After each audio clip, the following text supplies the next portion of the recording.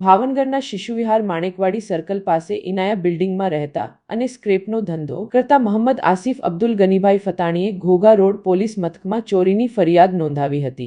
તેઓ પરિવાર સાથે વડોદરા લગ્ન પ્રસંગે ગયા હતા ત્યારે બે બુરખાધારી મહિલાઓએ ટેરેસ પરથી ફ્લેટમાં પ્રવેશ કરી કબાટની ચાવી વડે અંદાજે ₹5.50 લાખ રોકડા અને ₹4 લાખના સોના ચાંદીના દાગીના મળી કુલ ₹9.50 લાખની ચોરી કરી હતી।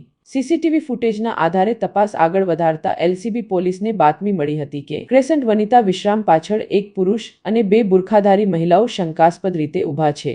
તપાસ અને પૂછપરછ દરમિયાન ખુલ્યું કે આરોપીઓએ 2 દિવસ રેકી કર્યા બાદ ચોરીનો પ્લાન બનાવ્યો હતો। આ કેસમાં એલસીબી પોલીસે ₹5,63,500ના મુદ્દામાલ સાથે તૌશીફભાઈ શમશીરભાઈ હમીદાણી, રૂખસારબેન તૌશીફભાઈ હમીદાણી અને આયશાબેન તૌફીકભાઈ હમીદાણી એમ 3 આરોપીઓને ઝડપી લીધા છે।